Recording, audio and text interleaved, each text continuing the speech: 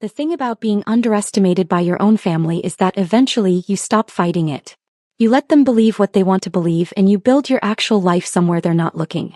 I learned this lesson around year 3 of my surgical residency, when Mom asked if I was still doing that medical school thing, and seemed genuinely surprised I hadn't given up yet.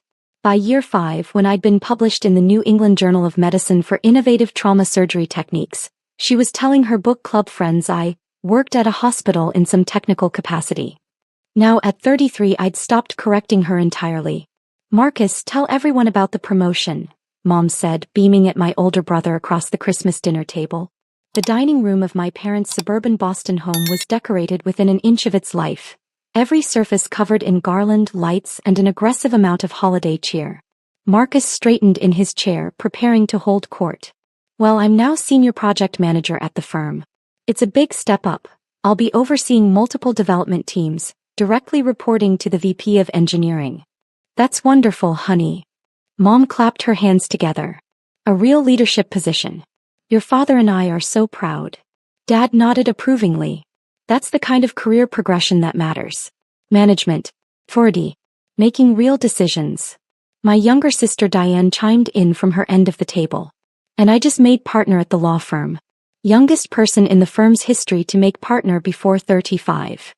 More enthusiastic congratulations erupted around the table. More praise for real accomplishments, tangible career milestones that made sense to people who read job titles and understood corporate hierarchies. Then Mom turned to me with that expression. The one that mixed maternal concern with mild disappointment, like looking at a houseplant that refused to thrive despite adequate watering. "And Jordan, how's your computer work going?" I took a sip of wine. "It's going well, thanks." "Still in the basement at that hospital?" Dad asked, his tone suggesting this was roughly equivalent to living in a van. "I work at Massachusetts General, yes." "Doing the IT stuff?" Marcus asked, not unkindly. He genuinely believed this. They all did. "Tech support, computer repairs, that sort of thing?" "I work with technology in a medical context," I said, which was technically true. Surgical robots were technology. Advanced imaging systems were technology. The entire modern operating room was essentially a technology showcase. Mom patted my hand sympathetically. "Well, hospital work is stable even if it's just technical support. Not everyone can be in management or leadership. The important thing is you're employed."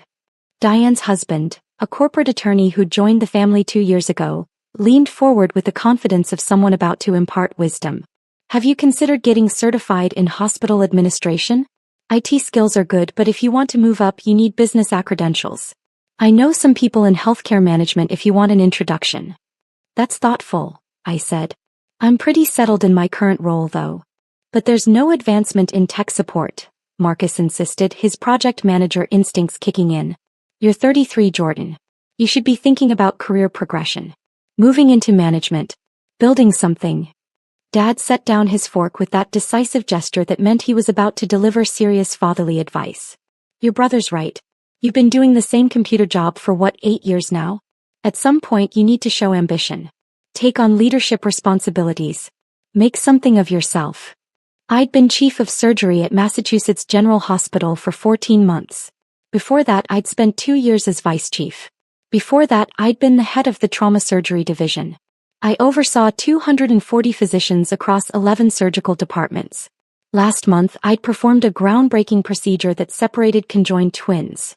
A surgery so complex it had required 17 hours in the OR and coordination with specialists from 4 countries.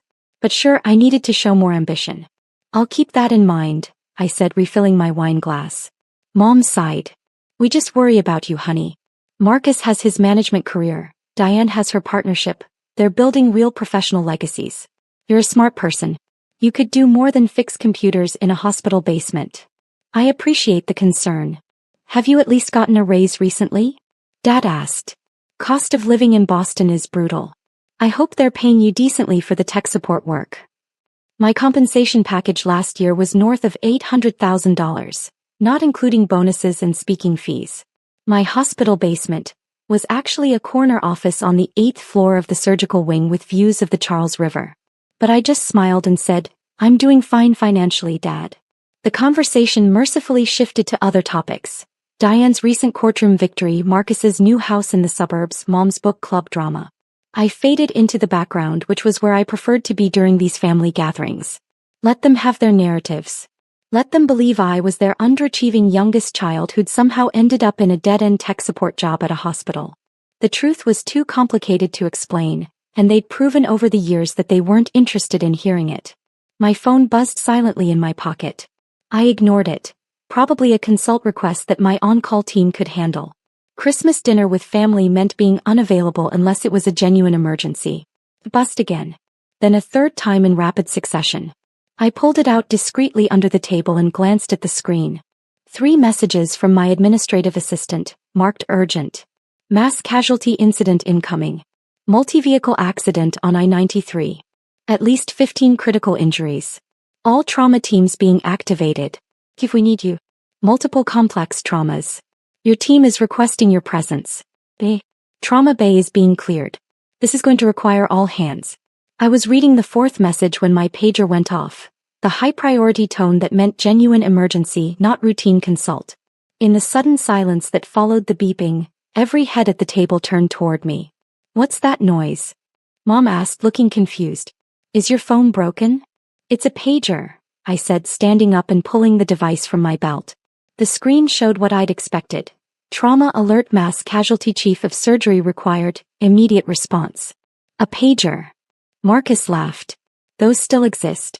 I thought only doctors used those, and even then..."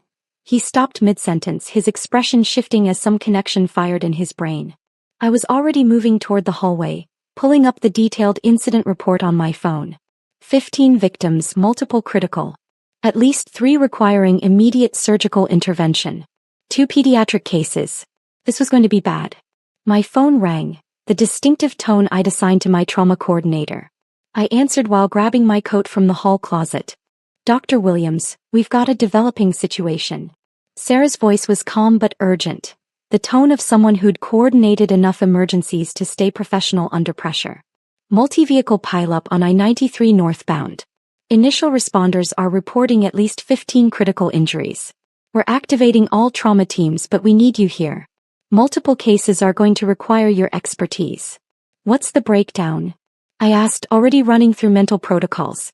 3 patients with severe chest trauma, 2 with complex orthopedic injuries, 1 with massive internal bleeding, and 2 pediatric cases with head trauma.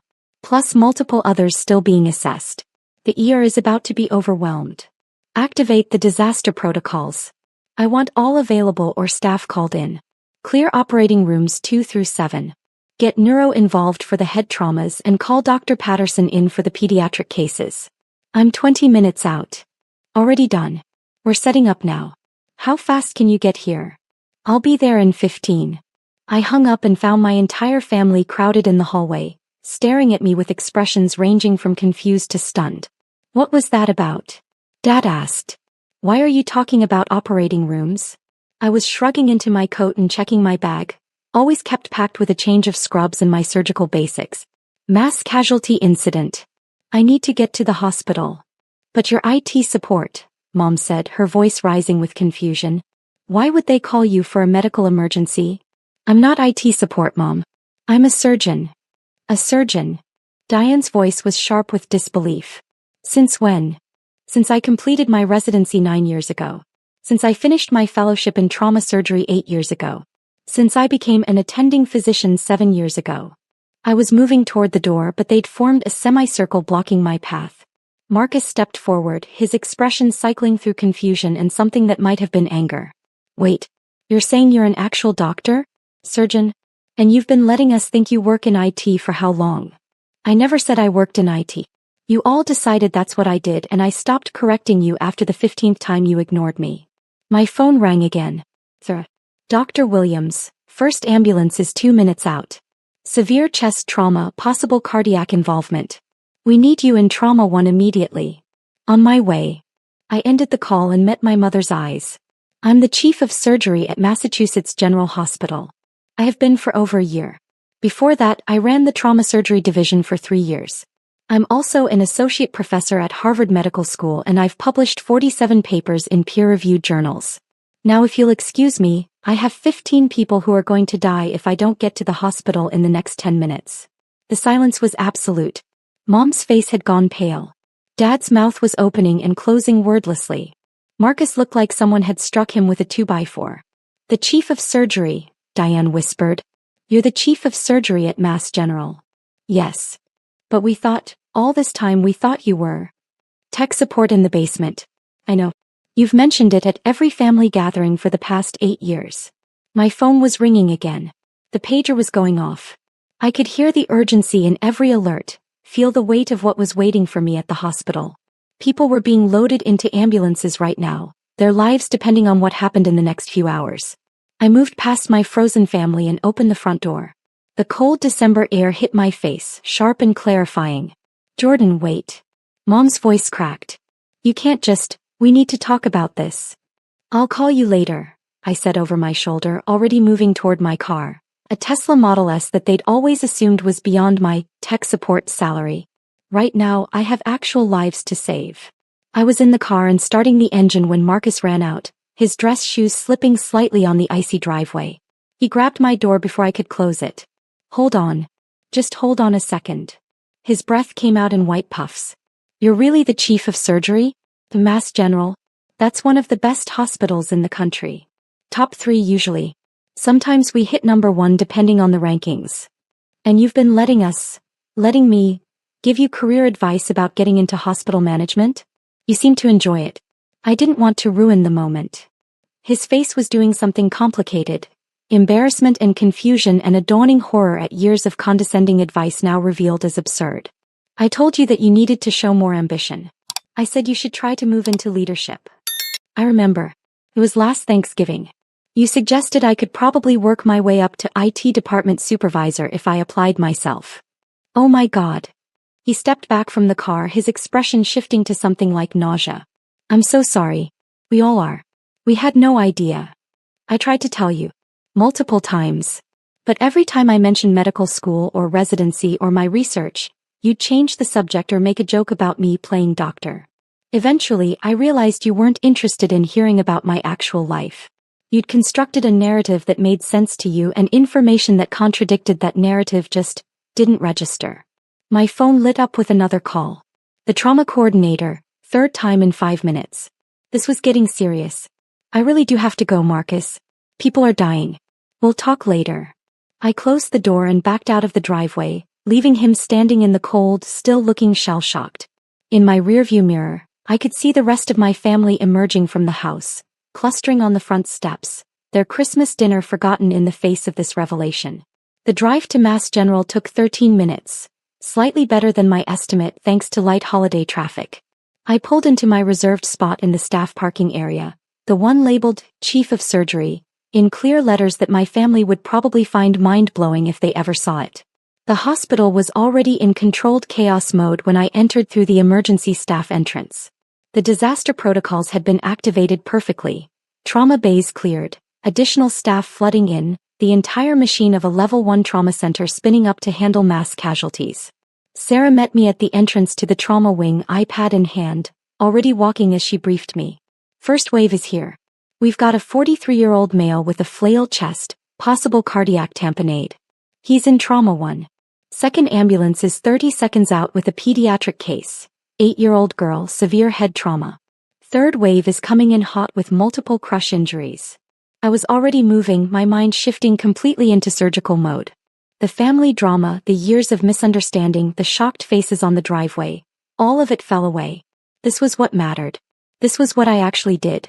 Not fixing computers in a basement, but making split-second decisions that determined whether people lived or died. Trauma Bay 1 was organized chaos. My team was already there. 2 of my best trauma surgeons, an anesthesiologist, 3 nurses, all moving with practiced efficiency. The patient on the table was a mess. Chest visibly unstable, breathing labored, vital signs deteriorating. Talk to me, I said, snapping on gloves as I approached the table. Dr. Rachel Kim, one of my senior trauma attendings, rattled off the assessment. Multiple rib fractures, paradoxical chest movement suggesting flail chest. Hypotensive, tachycardic. Beck's triad present. I think we've got cardiac tamponade. I did my own rapid assessment, my hands and eyes cataloging injuries with the speed that came from thousands of similar evaluations. She was right. The muffled heart sounds, the distended neck veins, the blood pressure pattern. The pericardial sac was filling with blood, compressing the heart, preventing it from pumping effectively. "Get me an ultrasound," I ordered. "And prep for an emergency pericardiocentesis. If that doesn't work, we're going to the OR for a thoracotomy." The ultrasound confirmed it. A large pericardial effusion, the heart literally being squeezed by accumulated blood. No time for the OR. We had to drain it now or he'd arrest in minutes. I positioned the needle with the careful precision that came from having done this procedure hundreds of times, finding the exact angle, the exact depth, threading it into the pericardial space without nicking the heart itself. The patient's vitals were screaming, alarms going off, the anesthesiologist calling out declining oxygen saturation. The needle hit the pocket of blood. I began withdrawing fluid, dark red, under pressure. As the pericardial sac decompressed, the heart could expand again, could pump effectively. The patient's blood pressure started coming up. The alarms began quieting. "That's it," I said, steadying the needle. "Keep monitoring. If he stays stable, we can take him up for a formal repair. Rachel, you've got this one. Take him 2 or 3 when he's ready." "Got it, Chief." I was already moving to the next bay. The 8-year-old with head trauma. This one was going to be delicate, pediatric neurosurgery, requiring precision and patience and a particular kind of emotional control that came from years of operating on children. The next 6 hours blurred together in the way trauma surgery always did. A series of critical decisions, emergency interventions, moments where everything hung on getting the technique exactly right. The 43-year-old with the cardiac tamponade survived and went to the ICU stable. The 8-year-old required a complex craniotomy to evacuate a subdural hematoma, but her prognosis was good. A teenager with a ruptured spleen got an emergency splenectomy. 2 orthopedic cases with complex fractures were stabilized and sent to surgery with the ortho team. By 2 a.m. the immediate crisis was over. 15 critical patients had come through our doors. 13 were alive and stable. 2 had been too far gone when they arrived.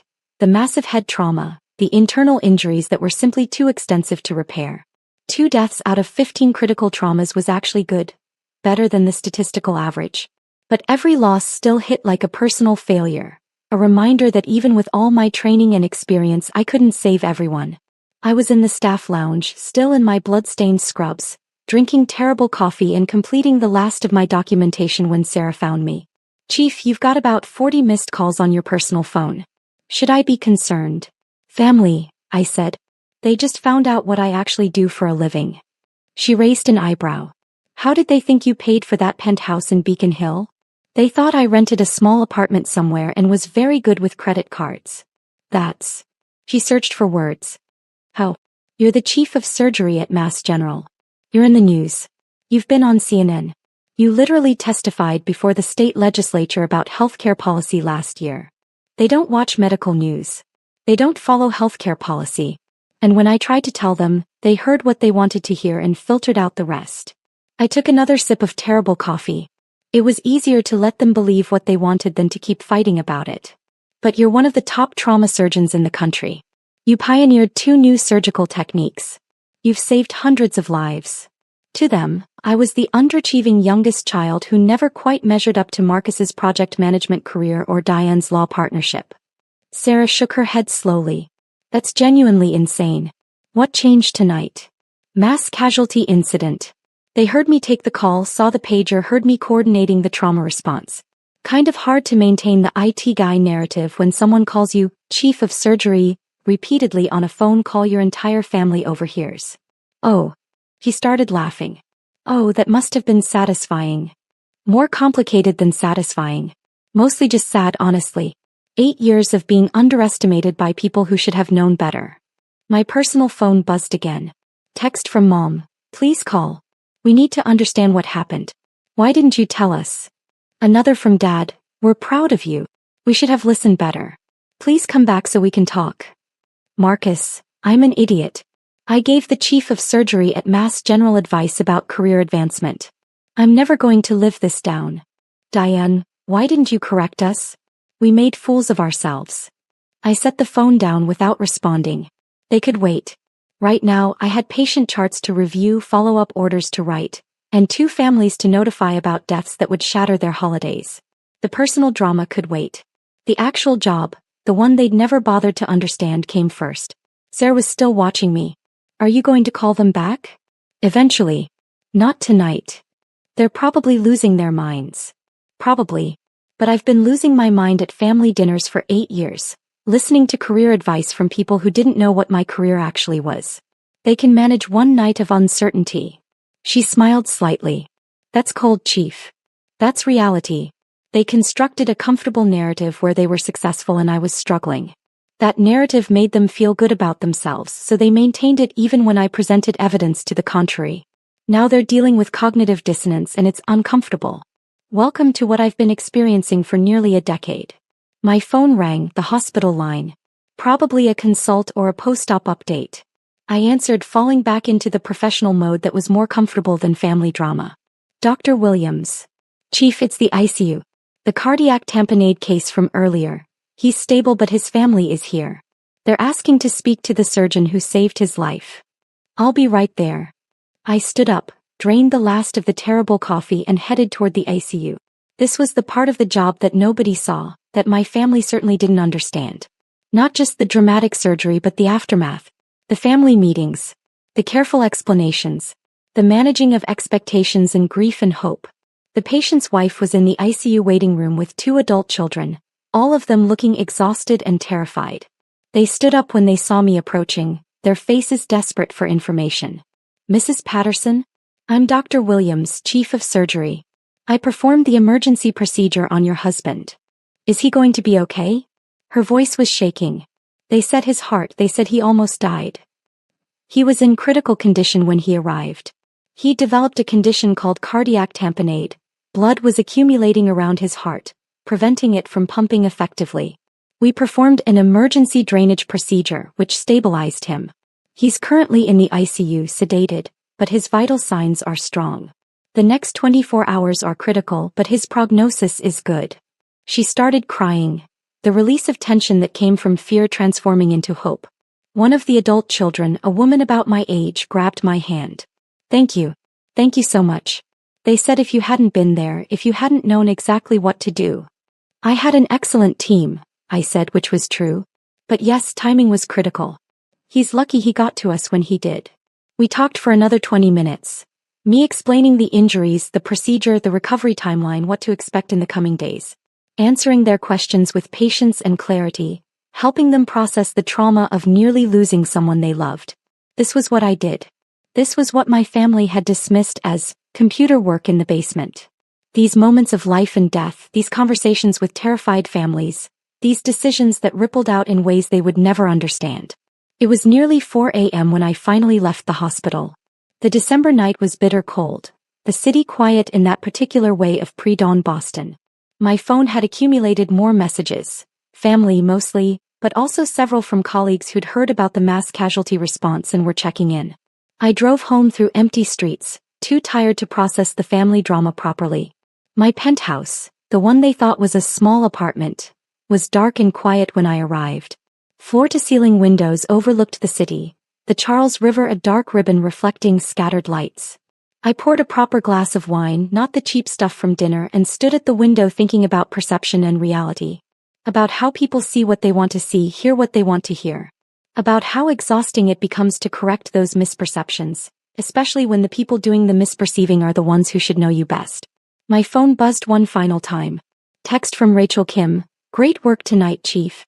That cardiac tamponade save was textbook. Guy's stable and looking good for recovery. You made the difference. I smiled and typed back. Team effort. You all did excellent work. But I kept her message on the screen, staring at those words. You made the difference. That's what mattered. Not my family's belated recognition of my career.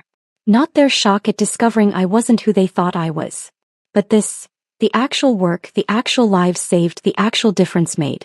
Tomorrow I'd deal with the family situation. I'd have the uncomfortable conversations, accept their apologies, maybe try to rebuild something more honest. Or maybe I wouldn't. Maybe I'd let them sit with the discomfort of realizing they'd spent 8 years being wrong about someone they claimed to love. But tonight I was just tired. Tired from the surgery, tired from the revelations, tired from years of being underestimated. I finished the wine and went to bed. Somewhere in suburban Boston, my family was probably still awake, processing and panicking and trying to reconcile their comfortable narrative with the uncomfortable reality. But I had surgery scheduled at 7 a.m., and sleep was more important than their crisis of understanding. They could figure it out on their own. After all, I'd been figuring things out on my own for years. If you enjoyed this story, please subscribe to the channel and like the video. That's the best thank you and support for me.